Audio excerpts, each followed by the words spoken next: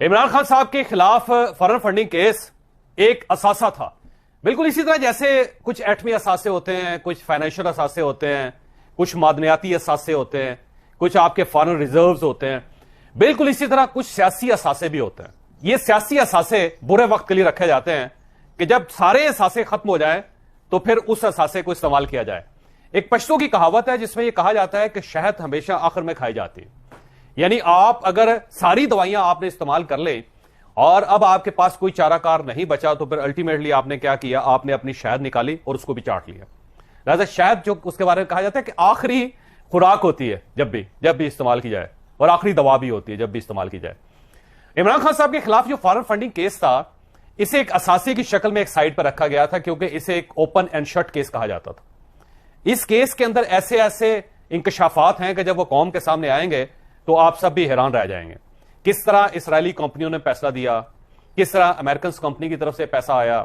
اب جو ابو ظبی کے ایک شاہی خاندان کے فرد جن کا نام ابھی نہیں آیا، وہ بس نام آنے والا ہے، 20 لاکھ پاؤنڈ ان کی طرف سے آ گئے۔ اسی طرح عارف نقوی صاحب نام کے ایک کردار ہیں، بڑے ہی مشہور کردار ہیں۔ ان کی ایک کمپنی ہے ابراج، آپ نے سنا ہوگا ابراج گروپ، یہ ایک بہت بڑی کمپنی ہے اور اس کمپنی کی بنیاد محترمہ بینظیر بھٹو کے پیسے سے شروع ہوئی تھی، اور یہ بہت ہی ویل لنکڈ آدمی ہے۔ اور عارف نقوی صاحب بہت ہی سمارٹ آدمی ہیں۔ ان کے محترمہ بینظیر بھٹو کے ساتھ بڑے قریبی تعلقات تھے، پھر ان کے آصف علی زرداری صاحب کے ساتھ بڑے قریبی تعلقات تھے، پھر ان کے شریف فیملی کے ساتھ بڑے گہرے تعلقات تھے، بلکہ جب آخری حکومت تھی میاں نواز شریف صاحب کی تو یہ میاں نواز شریف صاحب کے ساتھ ایک ڈیل کرنا چاہتے تھے، جو کراچی کے الیکٹرک، آپ نے دیکھا ہوگا الیکٹرک کو ایک چائنیز کمپنی خریدنا چاہتی تھی، کیونکہ الیکٹرک جو اس وقت ابراج گروپ کے پاس ہے، یہ تو آپ کو ڈیفینیٹلی پتا ہوگا کہ ابراج گروپ جو ہے وہ الیکٹرک کو چلا رہا ہے، اور الیکٹرک نے سوئی ساؤدرن گیس کے تقریباً 70 بلین روپیز دینے ہیں۔ تو اب یہ ایک چائنیز کمپنی شنگھائی الیکٹرک نام کی بڑی کمپنی ہے چائنا کی، اس کے ساتھ ابراج گروپ ایک الیکٹرک کا سودا کر رہا تھا، اور اس میں چائنیز کمپنی کا یہ کہنا تھا کہ ہم اس کمپنی کو خرید لیتے ہیں الیکٹرک کو، لیکن اس سے جو سوئی ساؤدرن گیس کے جو پیسے دینے ہیں وہ ہم ادا نہیں کر سکتے۔ آپ یا تو اس کو ویو آف کروا دیں یا پھر آپ اس کو ادا کر دیں تو ہم الیکٹرک کو خرید لیتے ہیں۔ تو عارف نقوی صاحب میاں نواز شریف صاحب سے سوئی ساؤدرن گیس کے وہ 70 ارب روپے معاف کروانا چاہتے تھے، اس لیے بڑی لابنگ کی انہوں نے، اور شاہد خاقان عباسی صاحب بھی بہت بڑے فین ہیں ان کے۔ اس کے علاوہ میاں شہباز شریف صاحب کے ساتھ بڑے ان کے گہرے تعلقات ہیں۔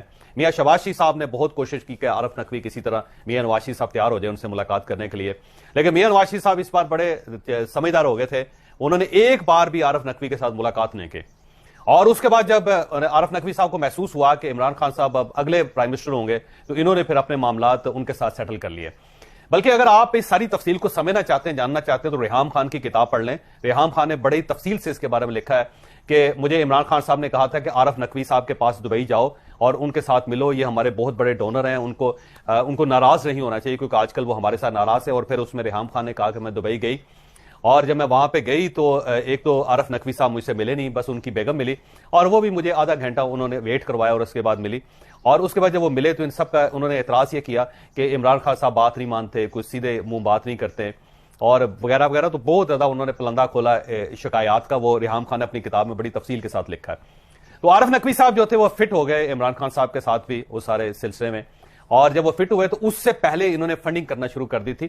فنڈنگ کے لیے ان کے پاس ایک کرکٹ کلب تھا جیسے ووٹن کرکٹ کلب، اب تو خیر بچے کو نام یہ یاد ہو گیا ہے، دبئی کے اندر یہ بنایا گیا تھا، اور یہ چیریٹی میچز کرواتا تھا اور چیریٹی کے پیسے اکٹھے کیے جاتے تھے۔ اب وہ پیسے چیریٹی پہ لگنے چاہیے تھے، لیکن وہ وہاں سے ری روٹ ہو کے ووٹن کرکٹ کلب سے ہوتے ہوئے وہ عمران خان صاحب کے ذاتی اکاؤنٹس یا ان کے کچھ پروردہ لوگ تھے ان کے اکاؤنٹس میں، اور یا پھر وہ پاکستان تحریک انصاف کے اکاؤنٹ میں پیسے آتے رہے۔ تو $2.1 ملین کی تو ایک ایسا کیس ہے، ایک ایسا ثبوت ہے کہ جس کو ڈینائی نہیں کیا جا سکتا کسی شکل میں بھی۔ باقی یہ جو 20 لاکھ پاؤنڈ کا ایک نیا آ گیا، آج فائنینشیل ٹائم نے بھی اس کے بارے میں بڑی تفصیل سے لکھا ہے، وہ بھی آپ اس کو بھی پڑھ لیجئے۔ تو یہ لگ بھگ جو ہے وہ گورنمنٹ کا کہنا ہے کہ $700 ملین اس طرح وائٹ ہوئے ہیں۔ $700 ملین بہت بڑی رقم بنتی ہے، آپ خود اندازہ لگائیے، اس کو اگر اربوں میں آپ دیکھیں گے تو یہ بہت بڑی رقم ہوگی۔ لہذا یہ جب کیس فائل ہوا تھا آج سے 8 سال پہلے، تو عمران خان صاحب اپنے ساتھی ان کی تصویر آپ دیکھ رہے ہیں، اکبر ایس بابر صاحب، یہ بانی رکن ہے پی ٹی آئی کے. سب سے پہلے انہوں نے انیشیٹ کیا اس کیس کو اور انہوں نے تفصیل دینی شروع کی. اس کے بعد جب الیکشن کمیشن نے پاکستان تحریک انصاف سے ان کے تفصیلات مانگی اکاؤنٹس کی تو انہوں نے خود اپنے اکاؤنٹس اوپن کر دیے. جب وہ اکاؤنٹس الیکشن کمیشن کے پاس گئے اور ویریفیکیشن کے مرحلے سے گزرے تو پھر اسٹیٹ بینک آف پاکستان نے کچھ اکاؤنٹس کی تفصیلیں بتا دی اور اس تفصیل میں یہ پتا چلا کہ ایسے بے تحاشا بلکہ 17 اکاؤنٹس کے بارے میں تو کہا جاتا ہے کہ 17 اکاؤنٹس ایسے ہیں کہ جو پی ٹی آئی کے پیسے جن میں آتے رہے لیکن جن کو پی ٹی آئی نے ڈکلیئر نہیں کیا تھا. کچھ 17 کہتے ہیں, کچھ 11 کہتے ہیں, کچھ 7 کہتے ہیں, لیکن اکاؤنٹس ایسے ہیں جو اسٹیٹ بینک نے جن کو ڈکلیئر کیا کہ یہ وہ اکاؤنٹس سے جن کے اندر خفیہ طریقے سے پیسے آتے رہے لیکن پی ٹی آئی نے ان کو کبھی بھی اناؤنس نہیں کیا, ڈکلیئر نہیں کیا. تو یہ سارا سلسلہ چلتا رہا 8 سال اس کے اوپر بحث ہوتی رہی. 8 سال ثبوت اکٹھے کرتے رہے.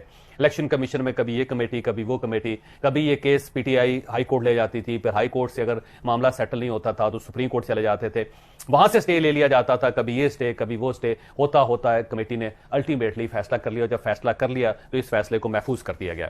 اس فیصلے کو محفوظ کیوں کیا گیا اس کے بارے میں 2 آراء خفیہ طریقے سے جو سرکولیٹ کر رہی تھی میڈیا کے اندر وہ یہ تھی کہ ایک تو اسٹیبلشمنٹ کی طرف سے کہا گیا یا روکا گیا کہ اس کیس کو اپ سائڈ پہ رکھ دیں کیونکہ یہ ایک ہمارے لیے اثاثہ ہے. جب بھی ہمیں یہ محسوس ہوگا کہ عمران خان صاحب قابو نہیں آ رہے تو الٹیمیٹلی یہ کیس ہے جو اوپن اینڈ شٹ کیس ہے جس سے عمران خان صاحب فارغ ہو جائیں گے کمپلیٹلی. اور دوسری طرف سے جو پی ڈی ایم تھی یہ شور کرتی رہی. ڈیفینیٹلی پاکستان مسلم لیگ نون نے بھی بہت زور لگایا لیکن جب فیصلہ ہوا تو پاکستان مسلم لیگ نون اور پی ڈی ایم دونوں یعنی پوری جو پی ڈی ایم ہے وہ خاموش ہو کے بیٹھ گئی کہ ابھی اس کا ٹائم نہیں آیا.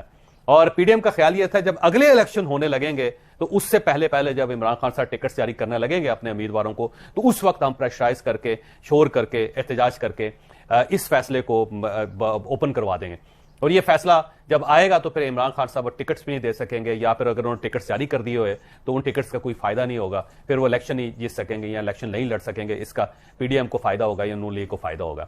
لیکن جو ہی چودھری پرویز الہی صاحب کا فیصلہ آیا تو اس کے بعد ظاہر ہے اب کوئی اور ایکٹیویٹی یا کوئی اور ایسی چیز یا کوئی اور ایسا اثاثہ نہیں تھا پی ڈی ایم کے پاس یا اسٹیبلشمنٹ کے پاس یا ریاست کے پاس کہ وہ جس سے عمران خان صاحب کو قابو کر سکے. تو الٹیمیٹلی پھر دونوں نے یہ فیصلہ کیا کہ جو آخری اثاثہ جو ایٹمی اثاثہ ہے ہمارے پاس عمران خان صاحب کے خلاف اس کو اوپن کیا جائے. تو آج آپ نے دیکھ لیا ہے جو حافظ حمداللہ صاحب نے فرمایا.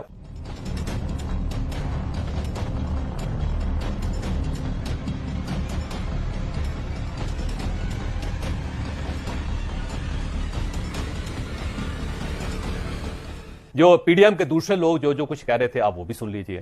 جب خبر آئی کہ فارن فنڈنگ کیس کا فیصلہ آنے والا ہے الیکشن کمیشن مستعفی ہو جائے.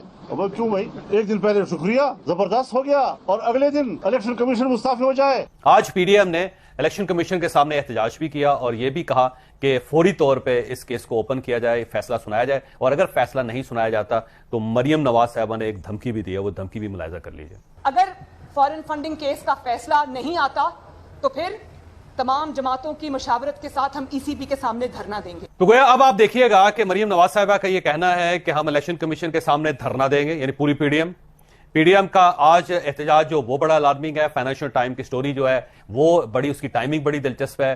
اور اس کے ساتھ ساتھ جو آج سینٹ کے اندر جو گفتگو ہوئی وہ آپ کے سامنے ہے, جو میڈیا کے اندر بار بار خبریں دی جا رہی ہیں وہ بھی آپ کے سامنے. تو مجھے یہ لگتا ہے کہ فارن فنڈنگ کیس کا فیصلہ اب زیادہ دور نہیں ہے. اگر اس ہفتے نہیں آتا تو اگلے ہفتے ڈیفینیٹلی اس کا یہ فیصلہ کھل جائے گا, آ جائے گا. اور اگر یہ فیصلہ واقعی امپارشل ہوا اور عمران خان صاحب کے پیچھے کوئی اور طاقت نہ ہوئی تو عمران خان صاحب اور پی ٹی آئی بہت بری طرح پٹ جائے گی. پھر ایک نئی پروسیڈنگ شروع ہو جائے گی. اور جب اس طرف سے آپ دیکھیے گا کہ فارن فنڈنگ کیس کا جو فیصلہ آئے گا اور اس میں عمران خان اور پی ٹی آئی پھنس جائیں گے تو دوسری طرف سے یہ دیکھیں جو پی ڈی ایم ہے یہ سپریم کورٹ آف پاکستان کو بھی بار بار پریشرائز کر رہے ہیں. تو جب یہ سپریم کورٹ آف پاکستان کے اوپر بھی پریشر جائے گا تو پھر یہ 3 ججز جن کو جو اس وقت کنٹروورشل ہو چکے ہیں وہ پھر شاید ایک بینچ نہ بنا سکیں, اور اس بینچ سے پھر ظاہر عمران خان صاحب کو خاص فائدہ نہیں ہو سکے گا. ایک لارجر بینچ ہی بنے گا اور لارجر بینچ میں بہت سے ایسے لوگ ہیں جو اس وقت عمران خان صاحب کے ساتھ نہیں ہیں یا ان کی آراء ان کے ساتھ نہیں ملتی. تو آج سے مجھے یوں لگتا ہے کہ پی ٹی آئی پہ ایک مشکل وقت آ رہا ہے اور یہ اصل عمران خان صاحب کا یہ اصل امتحان ہوگا. اگر عمران خان صاحب اس سے بھی گزر گئے تو پھر عمران خان صاحب کا کوئی راستہ نہیں روک سکتا. لیکن کیا واقعی گزر جائیں گے, یہ ایک بہت بڑا سوالیہ نشان ہے. اور یہ اس سوالیہ نشان کی قیمت اس وقت اتنی ہے جتنا فارن فنڈنگ کیس کی قیمت ہے $700 ملین. لہذا یہ $700 ملین کا سوال ہے جو میں آپ کے پاس چھوڑ کے جا رہا ہوں.